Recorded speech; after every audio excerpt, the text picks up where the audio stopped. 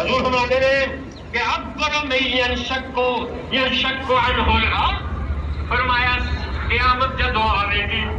سب نالوں پہلا قبر انور وچوں میں اٹھاں گا۔ حضور فرماتے ہیں سب نالوں پہلا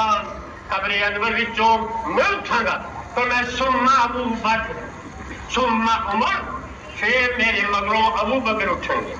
پھر میرے مگروں عمر اٹھے گا، ثم آتی اہل البقیع،